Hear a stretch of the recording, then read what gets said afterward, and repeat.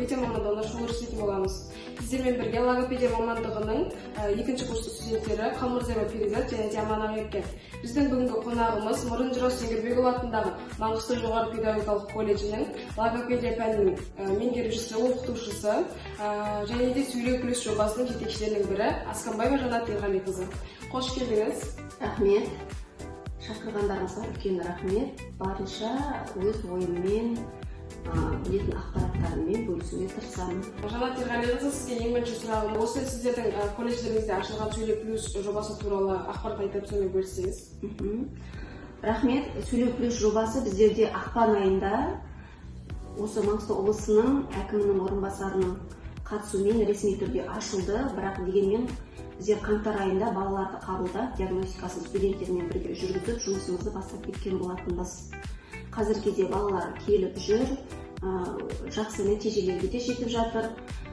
Осы біз жобамызды колледжіміздің директорына ұсынып, басшымыздан қолдау тауып, осындай интерактивті заманауи логопедия құралдармен қамтамасыз етілдік. Қазір студенттер сол құралдар арқылы балаларға өздерінің түзету, дамыту шараларын жүргізуде.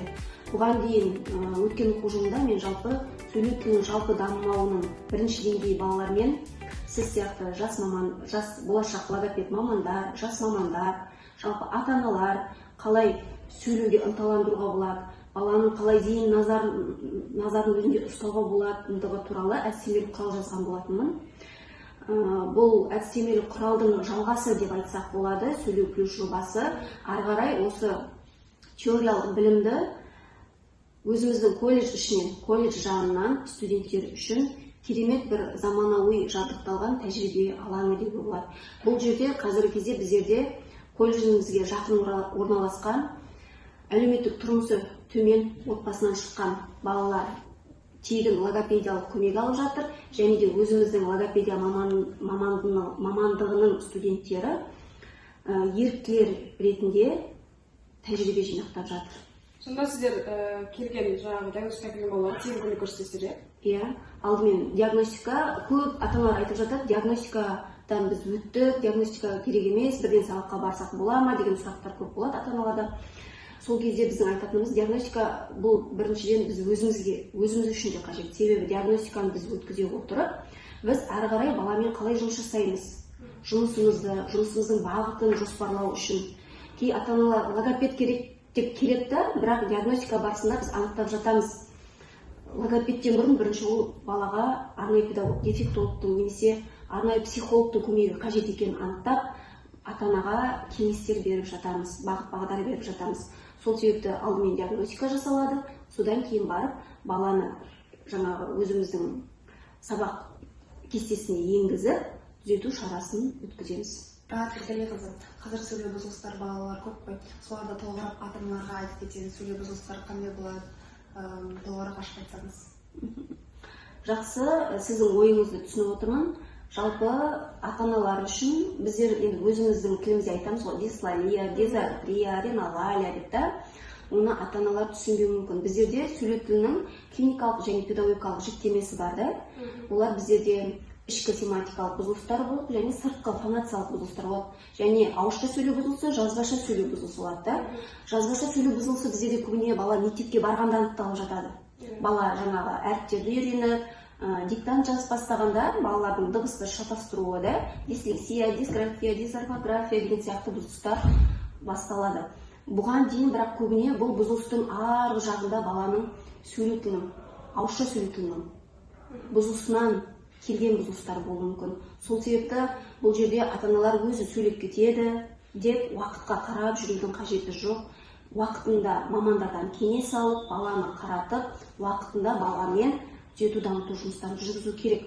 Ал жаңа сөйлеу тілі бұзылыстарына тоқтала кететін болсам, бізде дыбыс бұзылыстары бар. Яғни көбіне 4 жастан кейін балада сыны шығылып айтады, шыны сығылып айтады, керісінше. Сосын жаңағыдай тағы да басқа дыбыстар, мысалға р, жоқ деген сияқты да, алмастыру, тастап кету да, немесе орын ауыстыру, дұрыс айтасыз. Осындай мәселе біздерде дыбыс бұзылыстар. Дыбыс бұзылыстардың өзі бізде ринолалия да, жаңа балада органикалық бұзылыстар болса, яғни таңдай жырығының, немесе мұрын қуысы жолдарында қандай да бір ісіктердің салдарынан тыныс алу жолдары, сөйлегендегі тыныс тиісті жолмен өтпей, мысалы мұрынмен шығып кетіп жатады да, сол кезде дыбыс бұзылады. Бұл ринолалия да, дизартрия, бұл кішкене күрделі бұзылыстардың бірі да, дизартрия да, ринолалия сияқты. Себебі бұл жерде мидан келіп түсетін жаңағы нервтардың сигналдарының бұзылысы да, біздер айтамыз, иннервацияның, артикуляциялық аппараттың иннервациясы бұзылысы. Дислалия көбіне ол біздерде балабақшаларда өте көп. Кәмпитті тәмпит деп айтады, шананы сана деп айтады да, дәл сондай. Сонымен қатар мен өзімнің тәжірибемде кездестірдім, 4 жастағы бала рын айта алмайды деп, ата-аналар рысын жаңағы ютубтан қарап алады, шығарам деп, ғ горловой, яғни сөйтіп ғ-ға айналдырып жүретін кездерді кескен. Сонда біздерде бұл жерде түсінетін жағдай, дыбыстың өзінің шығу кезеңдері бар. Р-лы бізде ең соңынан 5-6 жас аралығында шығады. Ата-аналар айтатыным, р-лыда біздер асықпауымыз керек, 5 жастан кейін шығады. Содан кейін егер шықпай жатса, маманның көмегіне жүгіну керек. Одан бөлек біздерде қазір 2-3 жаста сөйлеу тілінің даму онтогенезі бар мана, егер 2 айында гуілдемесе, 6 айында былдырламаса, 1 жасында алғашқы сөздері шықпаса, 1,5 жасында күнделікті үйде қолданатын жаңағы 15 сөздік қоры болмаса, мысалы 2 жаста бала жеңіл 2 сөздің басын қосып білу керек.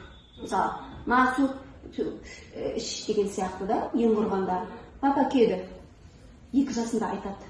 Мысалға да, жеңіл 2 сөздің басын құрау керек.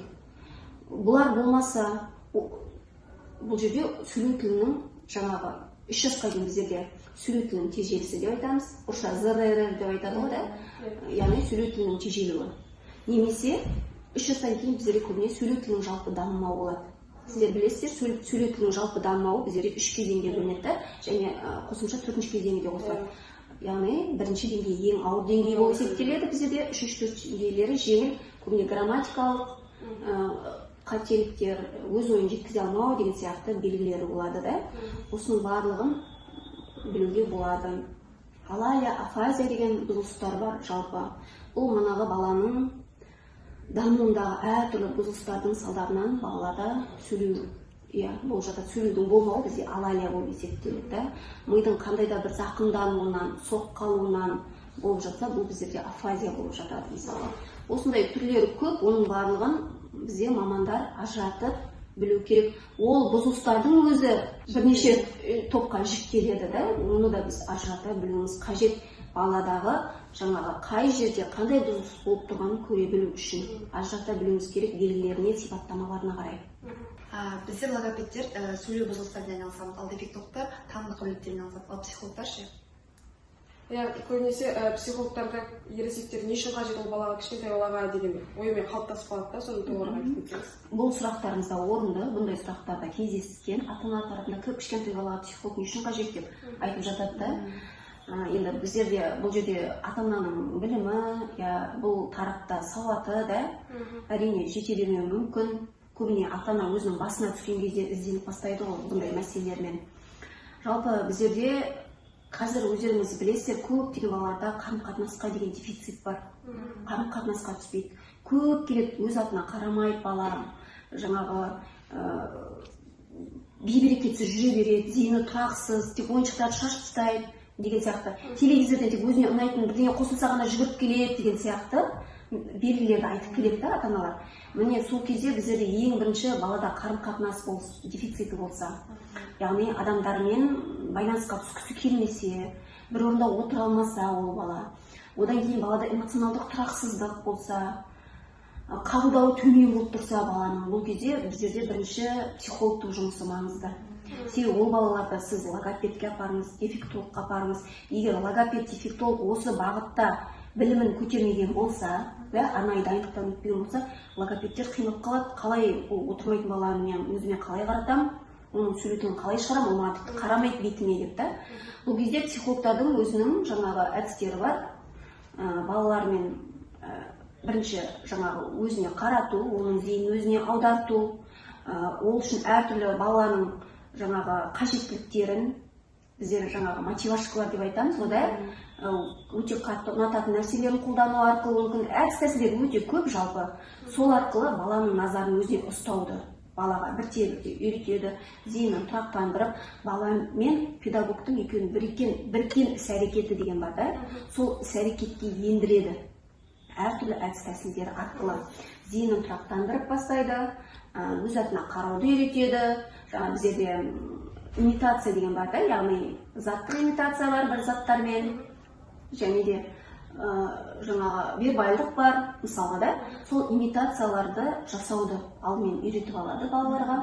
Содан кейін барып, дефектолог қажет бола ма, логопед қажет бола ма, ары қарай қосылса, жұмыс өнімді болады. Психологтардың, психологияның өзінің саласы көп қой, педагогиканың саласы сияқты, психологияда өзіне бөлек бір біздерде ғылым, психологияның өзінің бірнеше салалары бар. Ерекше білімді қажет ететін балаларды оқытып тәрбиелеумен, олардың психологиялық ерекшеліктерімен, даму ерекшеліктерімен айналысатын біздерде психологияның саласы, ол арнайы психология. Сол себепті біздерде арнайы психологтар жұмыстанады бұндай балалармен. Сонда бұл жерде арнайы мамандар бірлесе жұмыс істеу керек, дұрыс айтасыз. Бұл балалармен жұмыс жасағанда, мысалға, біздер ана көретін шығарсыз да, бір бала ауырса, адам ауырса, дәрігерлер шақырып алып, өзара коллегиялық жаңағыдай кеңестер өткізіп жатады ғой. Бұл жерде де біздерде психолог, дефектолог, логопед, жаңа бейімді дене шынықтыру маманының егер баламен осындай бірлескен командалық жұмысы болатын болса, әрине нәтиже күшті болады.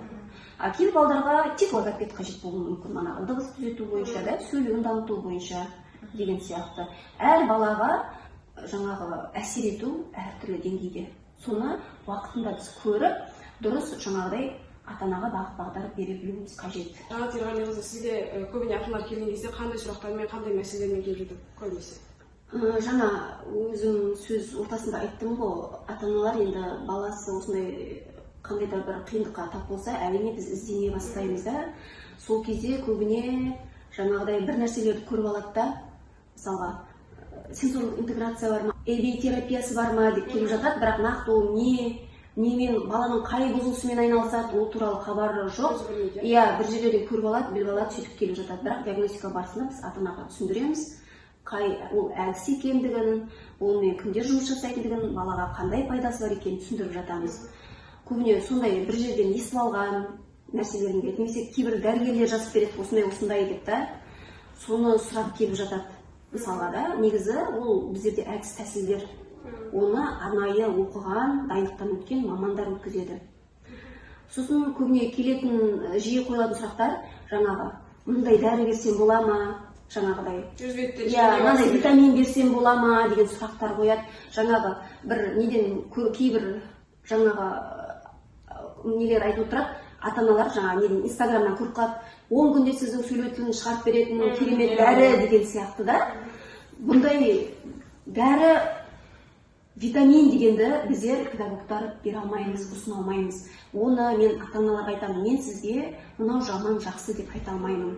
Сіз нақты дәрігеріңізге барыңыз, барып әртүрлі анализдерді тапсырыңыз, анализде балада қандай витаминге дефицит болып тұр, нақты сол витаминді алып беріңіз.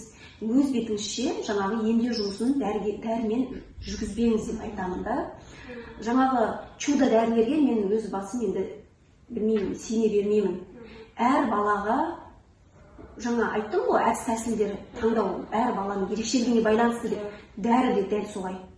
Баланың бұзылысына қарай әр дәрінің өзінің несі бар, функциясы атқаратын тигізетін көмегі бар. Солай қолдану керек деп ойлаймын.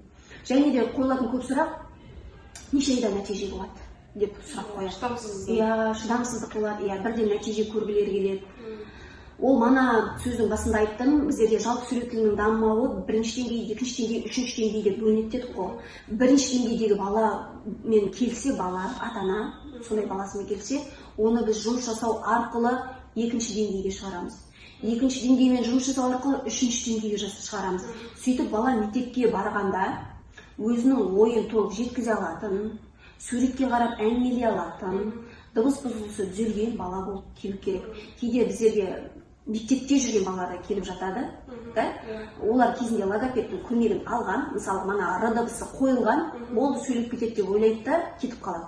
Бізде дыбысты қоюдың өзі бірнеше кезеңдерге бөлінеді. Ол дыбысты қоямыз, бірінші дайындық кезеңі да, артикуляциялық аппарат, тыныс алу жолдарымен, психологиялық жағдаймен жұмыс жасаймыз. Одан кейін оны дыбысты қоямыз, дыбысты қойғаннан кейін барып машықтандырамыз, оны буында машықтандырамыз, сөздің басында, ортасында, аяғында машықтандырамыз, одан кейін барып сөйлемде, мәтінде, жаңағы сөз ұйқастарында машықтандырамыз. Содан кейін барып бізде ең соңғы бөлім ажырату кезеңі бар. Тіпті осы ажырату кезеңі өткізілмей қалғанның өзінде балада ертең мектепке барғанда дислексия, дисграфия деген сияқты әртүрлі бұзылыстарға әкелуі мүмкін. Сол себепті әр бала сосын ерекшелігі әртүрлі. Біреуде қабылдау тез, біреудің есте сақтауы жақсы, біреуде керісінше есте сақтау төмен болуы мүмкін. Бұл жерде әр баланың жеке ерекшеліктерінде ескеру қажет. Құрметті Жанат Ерғалиқызы, ойсып бізге ақпараттарыңызбен бөлісіп, ой салғаныңызға көптен көп рахмет. Сіздің айтқан ақпараттарыңыздан біз көп нәрсені өзімізге түртіп алдық. Болашақта біз осыны қарастыратын боламыз. Сізге де рахмет, осылай жақсы бастама бастап, өздеріңіздің мамандықтарыңызға деген осындай жақсы талпыныстарыңыз үшін рахмет. Құрметті көрермендер, осы біздің подкастымыз ұнаса лүпіл басыңыздар, және де өздеріңіздің мазалап жүрген сұрақтарыңыз болса комментарийға жаза кетіңіздер. Алдағы уақытта біз осы сұрақтарға подкаст түсіретін боламыз.